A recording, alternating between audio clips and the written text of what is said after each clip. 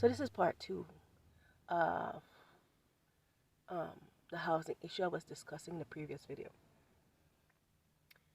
Um, I think that, I said, look, you have people out here that have organized themselves to harass homeless people, people that are living in their vehicles, people that are vulnerable, people that. I said, if you live in your vehicle, at least you can drive away, right? Wrong, because you would possibly have people that will follow you elsewhere. And I always wondered as to the other people that were out doing the same thing I was doing 2.5, 3 years ago, whatever it is, the length of time that I was doing it. Whatever happened to those people? Are they okay? I wonder. I'm hoping that they are okay. And I think to myself, this is such a personal thing for me because of what I'm experiencing. Did I have to do this? No, I did not. I just happened to have been cyber stalked, and this person was following me everywhere, stalking me, harassing me day and night, harassing my family, won't leave us alone.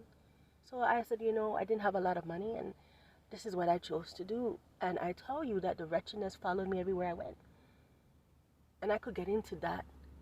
I said, but you got to consider this is an individual situation.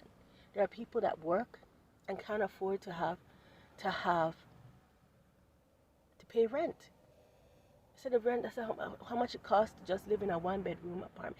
And what is so specific, what is so special about the apartments that they're renting?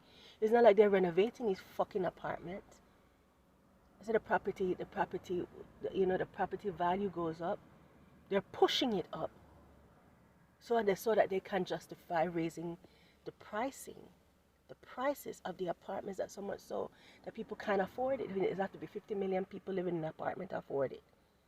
Or you have to have a very, very, very good job to be able to afford it, right? Because if you have a very good job and you're making the money, although it's terrible, if you want to stay in the area, you can afford to pay your rent, right? It's almost funny how it is that rent is more expensive than actually buying a house. And let's talk about other alternatives about housing as well too.